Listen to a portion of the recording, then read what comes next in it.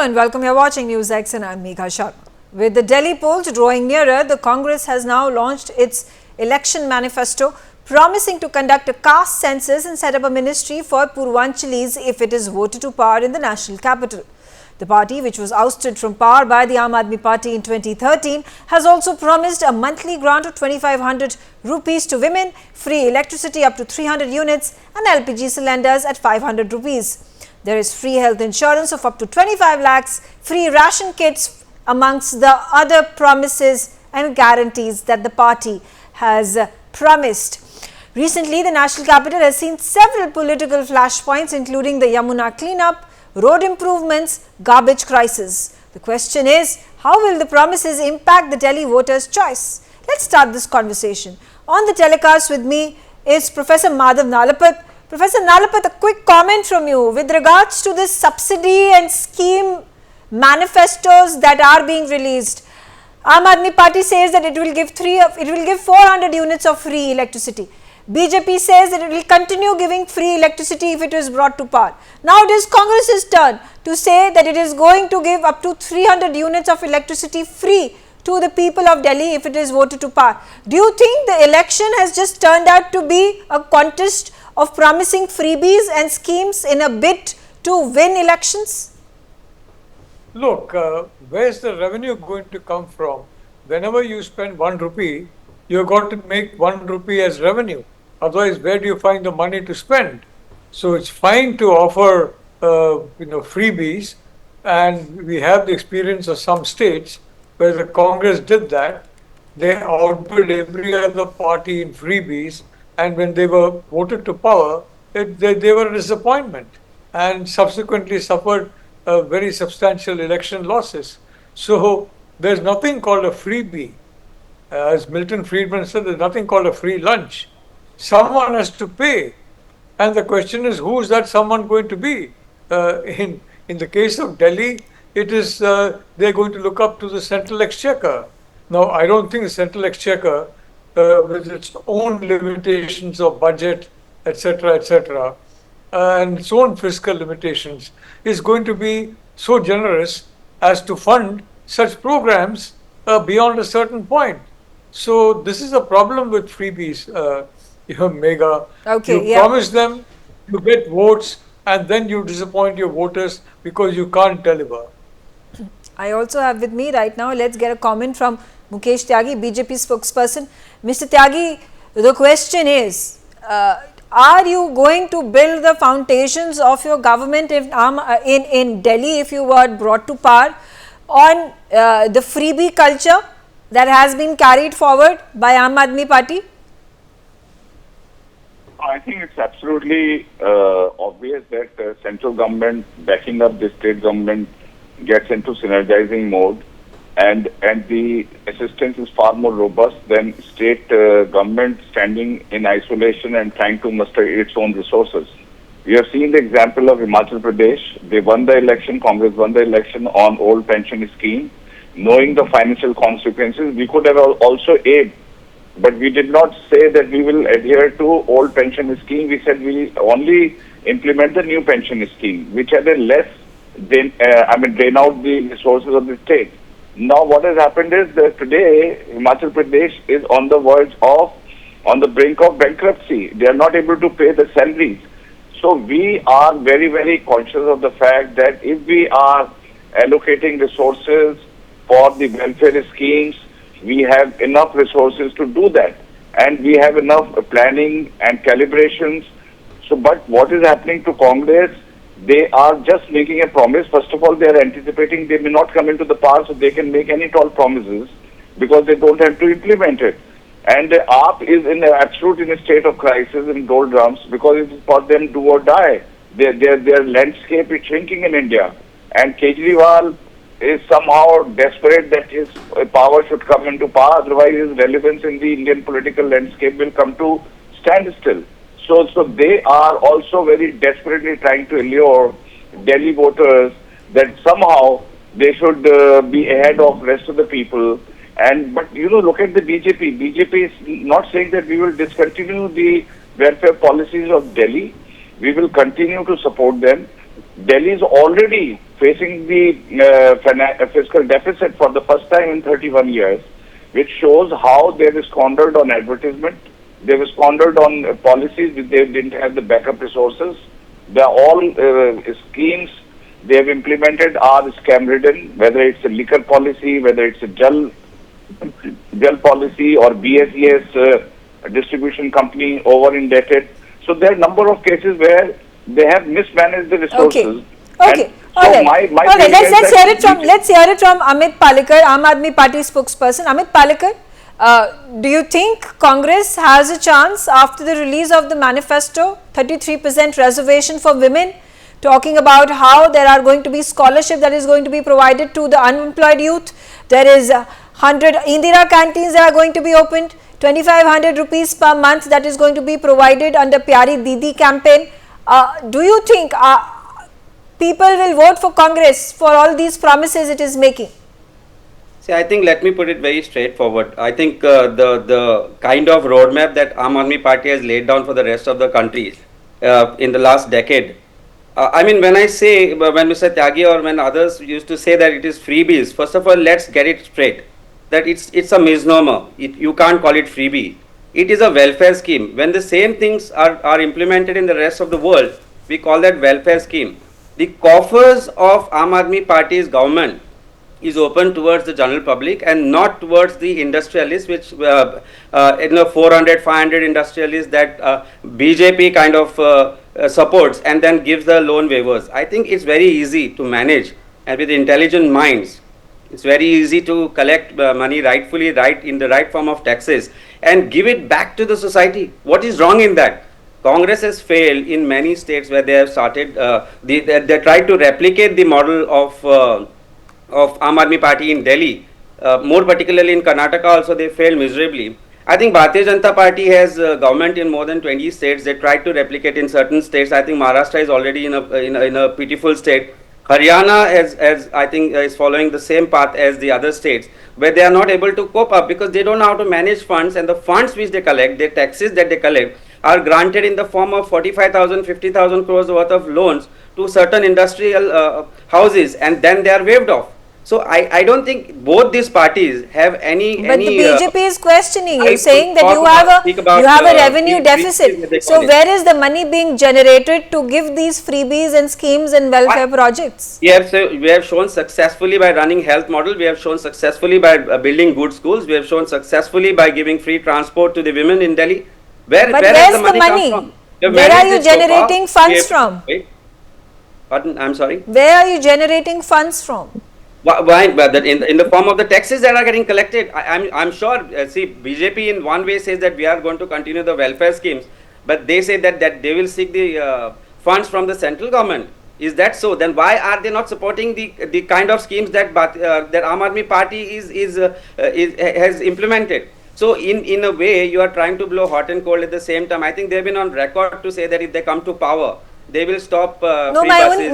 my simple question is, if Delhi is suffering, the Delhi government is facing a revenue deficit, how are you going to ensure that the promises are going to be kept, whether it is about the state transport freebies that you have at this point of time brought about, or you talk about free electricity, talk about free water?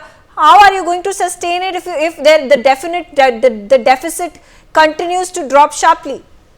See, it's very simple. We have shown it over a period of time that we have been able to do it. We have been able to do it in Punjab. We are going to do it. And as Mr. Tyagi rightly said, demography of Aam Aadmi Party is changing. Certainly, it is changing. You must, if you travel across the country, you will see how Aam Aadmi Party is growing, and that is the fear which BJP holds, and that's why the false narrative that there is deficit of funds. But we have successfully implemented the schemes in Delhi. And what we have done is what we are promising is give back to the society what they deserve. Okay, in the form all right. I still not gotten a clear-cut answer as how is the revenue deficit going to be corrected? And where are the funds coming for these freebies and subsidies that are being provided? It's a simple arithmetic problem. You have deficit and then you have a surplus. If you have a surplus, then obviously you can provide more subsidies and more schemes and more welfare projects. And if you have a deficit, then you will have to cut corners, you will have to cut costs. And so who is going to be bearing the brunt of the subsidies and schemes that have not been stopped at all by the Aam Aadmi Party in the course of its 10 years that it has governed Delhi, the national capital? Professor Nalapat, again coming to you. Now, how do you think the scheme freebie model, whether it is Congress or Aam Aadmi Party or BJP, whosoever comes to power, is going to sustain, and who are the people who are going to bear the brunt of it? See, look, Megha, the reality is that this election is absolutely crucial for the Aam Aadmi Party. If it loses Delhi after 2 consecutive terms, it's going to take a national knock. So they are doing whatever they can, ground game, whatever they can, to ensure that they come to power and defeat the challenger, which is the BJP. The BJP is feeling quite heartened by its recent string of election victories, and also by the fact that it has come back to power after the 2024 election. So you're facing a rejuvenated BJP and an Aam Aadmi Party that clearly needs to win Delhi for its national salience. At the same time, you're the Congress that's trying to make a comeback. And they're trying to make a comeback the easy way out by promising more and more, when not saying where they're going to collect the money from. And as I said in the past, Megha, you spend 1 rupee, you have to get it from somewhere. So this is going to be a fight between the Aam Aadmi Party and the BJP. In my personal view, it's going to be a very, very tough fight indeed. But it's a fight between the 2 parties, and either one of them could come to power. Megha. On that note, let me again bring in Mukesh Tyagi. Mukesh Tyagi, the big contention that you've made against Aam Aadmi Party, I think the key issues that you have continued to raise is about the liquor scam. Then you're talking about the huge bungalow that has been built by Aam Aadmi Party convener Arvind Kejriwal, and corruption charges that have been levied against them by the BJP. What is it that the BJP is going to do differently? Because the same charges are made against you in the Lok Sabha elections as well, that you have been ripping off the public, you have been indulging in corruption, and therefore you have been buying out votes, you have been altering the electoral rolls, and this is how you've been able to win elections. There is a quality difference in this argument. I mean, first of all, BJP believes in budgetary allocation before any scheme is announced. So it's supported by the budget and well calibrated whether fiscal deficit is within the limits or not. Number 2, I mean, none of these charges have been proved against BJP. I mean, they might be saying that e-voting is corrupted, that all these voting machines are manipulated by BJP to support them. So that they have not been able to prove till now. When they win the election, they keep quiet. When they lose the election, they blame EVM and they blame indirectly BJP. Number 2, Teachman report. I think CAG has come out with a very indicting report against Arvind Kejriwal, that how he has squandered money for building up the man who came from utter simplicity. He said, I will fight against the corruption. I will not take a big car. I will not take security. If anybody makes even the slightest allegation of the corruption, my people will resign. Look at his conduct. He did not resign. Despite 8 notices coming from ED, he refuses to appear before them. He does not want to table the CAG report in the assembly. His entire lifestyle has undergone change. And where is he getting all the money? Liquor is completely, you have analyzed many times how the liquor policy has been twisted. The old liquor policy has been thrown out. So much of money has come into their kitty. They have contested election in Punjab and Goa. It has been proven. So these guys are completely liars. Number 2, they have come with a single motive: make corruption through the simplicity. First, project yourself as a very simple, pro-India, pro-nation, and then they will remove the money from the coffers. And that is what exactly is happening. They thought people in India will be taken for a ride. I think now people have understood the real character of Kejriwal and his cronies, that these guys are here to loot and plunder the money under the garb of simplicity. They came as a party with a difference. And now what today is happening is just contrary to what they have been promising. Look at in Punjab, they promised 1,000 rupees to ladies above 18. What happened to them? Are they implementing that scheme? So if they are not able to implement a scheme of 1,000 rupees in Punjab, how will they implement the 2,100 rupees which they are promised to Delhi ladies? And with the fiscal deficit, revenue deficit is there, and their major revenue expenditure is happening on the salaries and other things, but the capital expenditure for the infrastructure development is shrinking. So their development model is completely skewed. They are looting people. All right. Let's hear it from Amit Palekar. Amit Palekar, what do you have to say that you have not been able to launch schemes in other parts of only in Punjab, where you also now run a government, when you've not been, you promised it, but you've not been able to deliver. You continue to say that please give us time, we will launch it. How much time should the people wait for the scheme to be launched? Let me first meet the arguments of Mr. Tyagi when he says that when he was talking about allegations being made in the liquor gate and other parts and other things that he said. I think look at the partners of BJP for Lok Sabha elections when they were saying 400 par they could reach whatever the numbers that they reached. And the partners they got together where Prime Minister Modi himself said they have squandered money to the extent of 60,000 crores, 40,000 crores. They have partners with them. They are running the current government with them, and they are telling us about the allegations which the courts have said that the ED or the CBI, whenever in the matters that came up before them, it was very clear and in most categorical terms the courts have said that all these authorities have been misused by the ruling Bharatiya Janata Party. Now coming to the schemes that are being launched, I think most of the schemes that were promised or guarantees were made when it comes to schools or when it comes to transport or when it comes to any other scheme that were been promised have been delivered not only in Delhi but also in Punjab. I will give an example of Goa. We are not in power in Goa, but we are running a replicated model of Mohalla clinics in Goa. So I think we promise the governance, we promise the government of performers, not false promises that Bharatiya Janata Party is giving. Punjab. Of course, Punjab has shown the way for the rest of the country in terms of employment creation. You promised 50,000 jobs to be created, or then you're talking about thousands. What is the debt? What is the debt of Punjab government? I mean, I did not disturb you when you were talking, but sorry, I think carry on.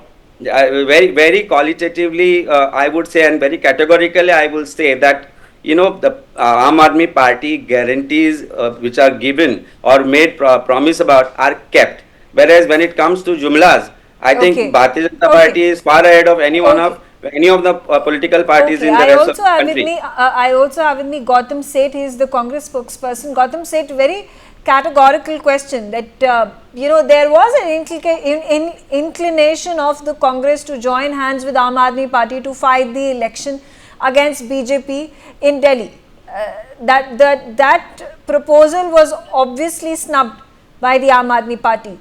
Do you think the Congress could now play the role of taking some of the votes that Aam Aadmi Party would have traditionally received and put it in their kitty this election? No, I'm sorry. I must first put this on record on your channel, and you must correct yourself when you say that the Congress was inclined and the Aam Aadmi Party denied any such proposal. There is no truth to such assumptions being made by the media. The Congress was never inclined to work with people who have mastered the art of lying. The Congress was never inclined to work with the people who have mastered the art of misgovernance. The Congress was never inclined to work with the people who have messed up the state's budget and pushed. Let me complete, ma'am. Let me complete. No, you are making contradictory statements. I'm saying when in Lok Sabha elections you did not have any comms working with Aam Aadmi Party, and suddenly now your moral compass has come and said that Aam Aadmi Party is corrupt and so on and so forth. So why don't you make a decision for yourself and then put out the message? Either you work with Aam Aadmi Party, I hope this time you let me complete. Or you don't work with the Aam Aadmi Party. I hope this time you will let me complete what I want to say. This is the assembly election for Delhi. There is a government in place from the last 12 years. The government being led by Kejriwal ji and now Ms. Atishi. And this government is accountable for the current status, the current mismanagement of infrastructure, the mismanagement of the health and education sector, the movement of a revenue-rich Delhi, the revenue-enriched Delhi to a revenue deficit. It is this government which is responsible for the misgovernance which has been spread. And the Congress has all the rights to question the government in power, to question the government that was in place, was busy constructing sheesh mahals, rather had come with an affidavit claiming that they will take a house that an Aam Aadmi takes. I've never seen any other Aam Aadmi in this country staying in a sheesh mahal like the self-proclaimed, self-certified man called Arvind Kejriwal, who gives himself the certificate of being an honest person. I've never seen somebody so self-obsessed in the country, giving his own self the certificate of being, that I am the most honest man in the country. If you are so honest, let the people of the country say that. Why do you have to keep certifying your own self? Okay. So Surprisingly, Rahul Gandhi has not yet gone to jail, but This- Arvind Kejriwal ji has. Okay. Because Arvind Kejriwal ji indulged in the biggest corruption scam of liquor ever happened in this Language country. seems to be He very must clear go in to his jail. BJP language. Okay. I He think must go to Congress is jail. also It's BJP's language it's very interesting clearly. how He must go to jail. It's Arvind interesting Kejriwal how must be political jailed for the liquor allies turn scam. into force He according to misused the convenience. money of the people of Delhi. I am He going must to be quickly- jailed.